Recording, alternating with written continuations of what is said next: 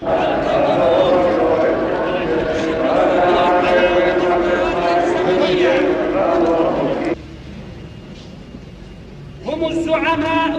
Beirut, Christians gather to honor their dead.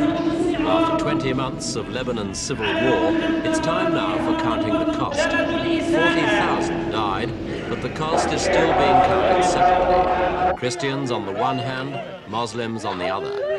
The war created two nations. Can they ever be rejoined together?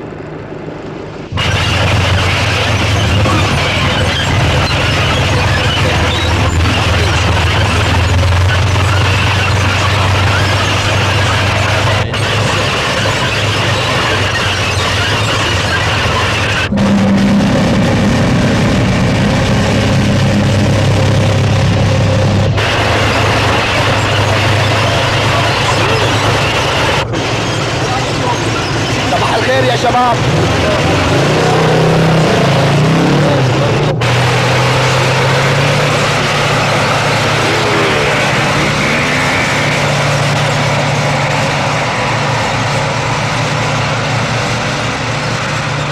After almost 60 previous ceasefires, many Lebanese were naturally skeptical about the Syrians' arrival. The troops were greeted, for the most part, in silence, although the welcome was warmer in Muslim areas.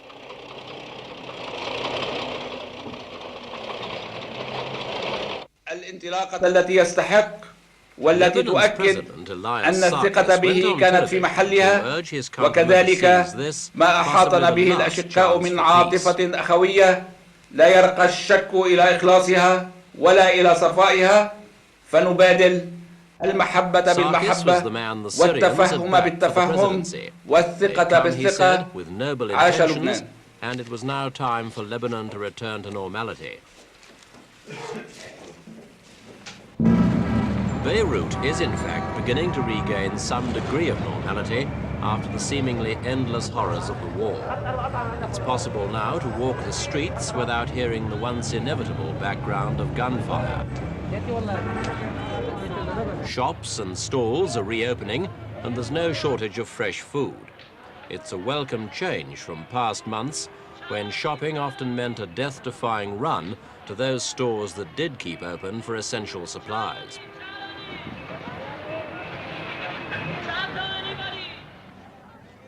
One of the surest signs that things are getting better is that schools, too, are starting to open their doors once again. And that's brought purpose and normality back into the lives of children who've spent months amidst the unreal chaos of the war.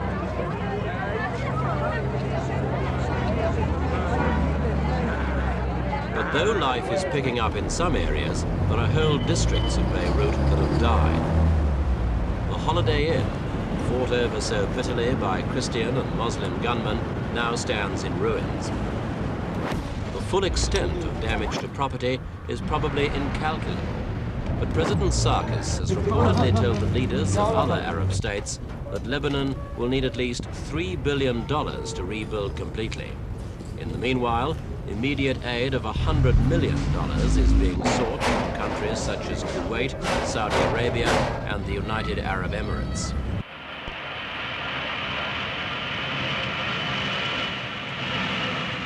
Another return to normality. Beirut Airport reopened shortly after the Syrians rolled in. It had been closed since June when a bomb killed the pilot and crew of a civilian aircraft.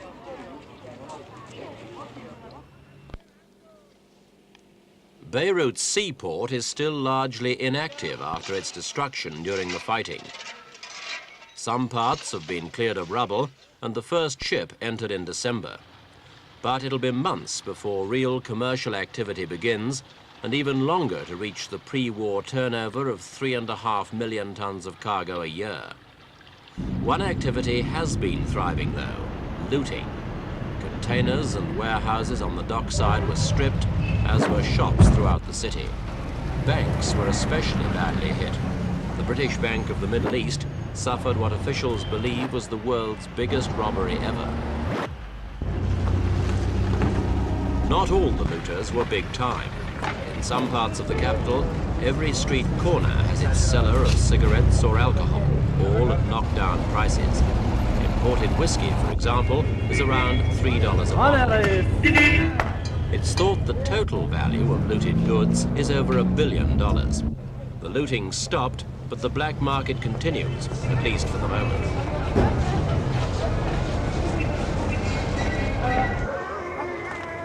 Economic recovery will depend on peace, and that depends on the attitudes of those who fought the war. The Palestinians are still very much a part of any permanent solution, despite the crushing defeat they suffered at the hands of the Christians and the Syrians. The pain of that defeat was brought home at a recent memorial in a Beirut cemetery.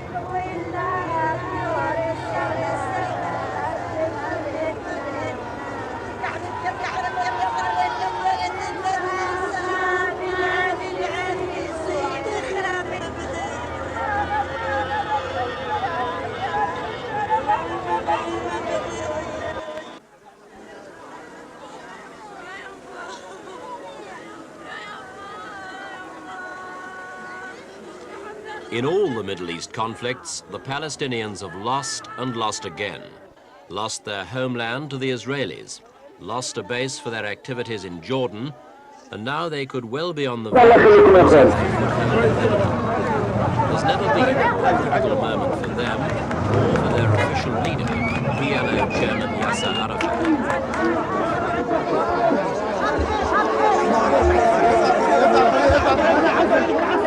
Arafat was greeted like a hero at this gathering at the cemetery. But there are some Palestinian groups, even within Lebanon, who dispute his leadership.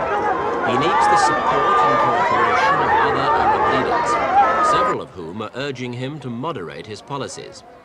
But moderation is something that's difficult to preach to people who have suffered like the Palestinians.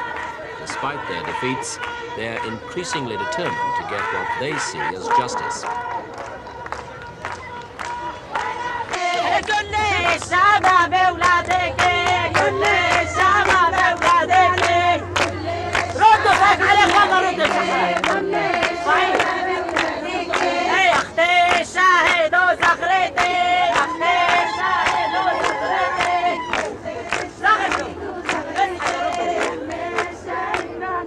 For the Palestinians, the most poignant symbol of defeat lies here, in a few acres of rubble on a Beirut hillside. This was Tal Zatta, the refugee camp that was home to 35,000 Palestinians and the scene of the cruelest fighting of the Civil War. What happened here has now passed into their own heroic folk legend.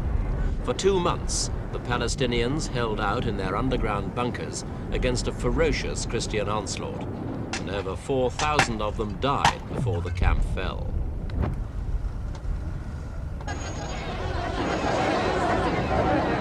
few of the Tal Zatta survivors moved into other Muslim areas of Beirut, but the majority came here to Damour, further south. Ironically, Damour used to be a Christian town. Its original citizens were themselves driven out during the war. These Palestinians are again destitute refugees. They brought nothing from Tal Zatta beyond the clothes they wore, and they now wait and argue over the organization of relief on which they all depend. In Damour, there are all the predictable shortages: food, medicine, building materials.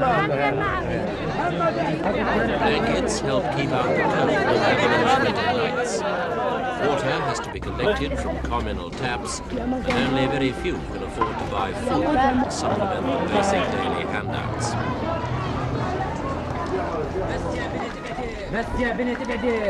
There are some guns on display in Damour, enough perhaps to maintain a feeling of independence and soften the defeat the Palestinians have suffered.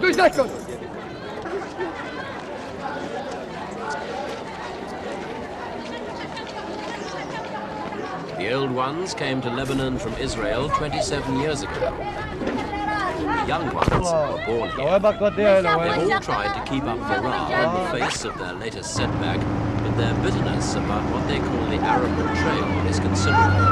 As one of the camp leaders put it, we now have no outsiders to lean on, only ourselves.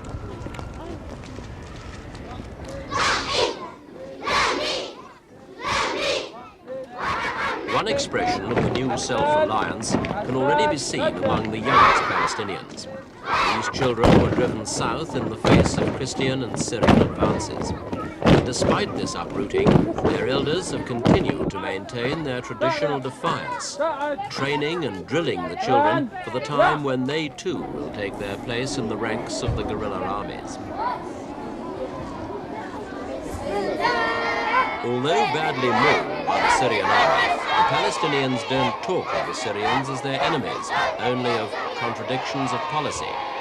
They still see themselves as a viable independent force, a point made by a Palestine Liberation Organization spokesman, Mahmoud Labadi.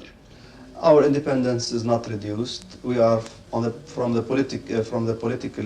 political level. We are so strong as before, not only in Lebanon, also on the international level, because it has proved after 19 months of fight against the Palestinians that they could not liquidate the Palestinian movement. They could not tame the Palestinians, and the Palestinians are still strong and determined as before to continue their fight, their just struggle against the Zionist occupation of Palestine. Do you at the moment regard... But in Lebanon today, it's the Christian side that displays a real sense of confidence. Without Syrian intervention, they would have lost the war. They were heavily outnumbered and outgunned by the Muslim adversaries. Organized by their commander, 28 years old Sheikh Bashir Gemayel, backed by his father Pierre, leader of the Phalangist party, the Christians are busy using the ceasefire to recruit and rearm. They relied on some strange friendships for their survival, wheeling high over this recruiting parade an Israeli jet. Israel gave them small arms and some tanks during the war, and the Christians say that accept help from anyone, providing their independence is guaranteed.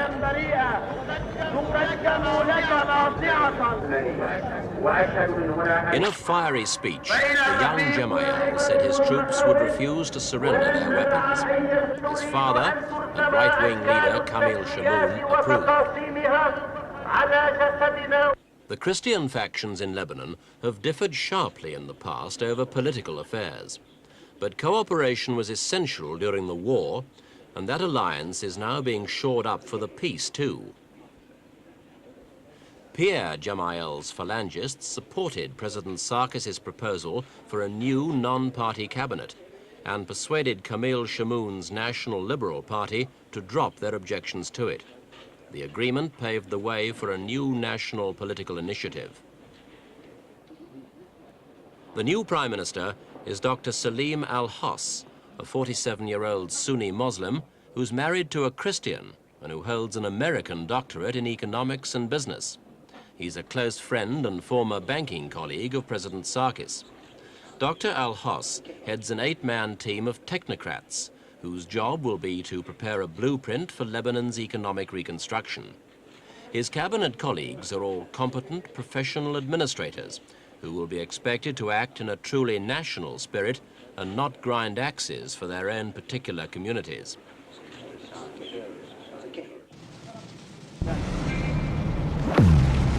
But if the new government is to have any chance of success, it must be guaranteed a permanent peace. The Syrian army, as part of the joint Arab peacekeeping force, has preserved the ceasefire for several weeks, the longest period of calm in the last 20 months. They've confiscated weapons found in individual cars, but they've still to disarm the large armies of both sides. They are holding the ring, but it's difficult to see how they can persuade or coerce the combatants into making the necessary political concessions. Leftist Muslim leader Kemal Jumblat. The war is over, but the problems, especially the political problem, is not resolved. Because as I have said to you another time, this kind of discrimination which was existing in Lebanon between Maronites and non-Maronites of all groups, that means of all other religious communities, Christians as Muslims, still remains. We are, to a certain extent, a certain kind of Rhodesia. So this political discrimination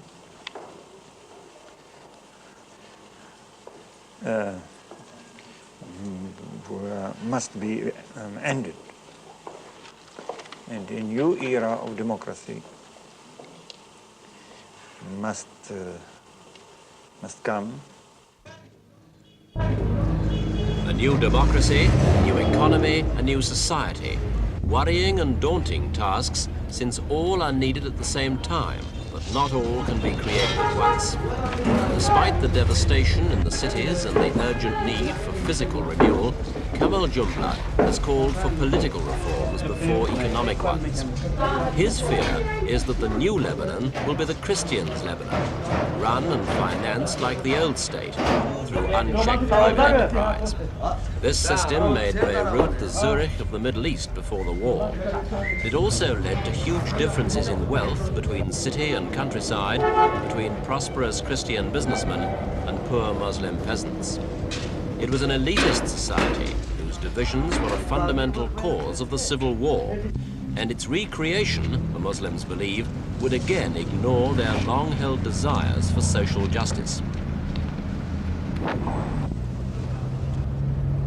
Lebanon's future now hangs in the balance.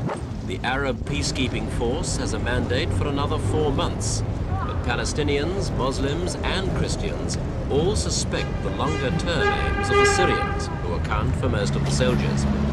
Whether the foreign troops do leave by then depends on many factors.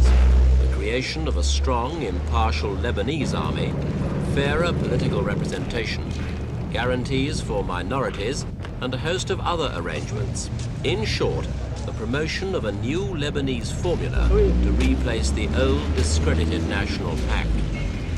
It's a road as full of obstacles as the streets of Beirut itself.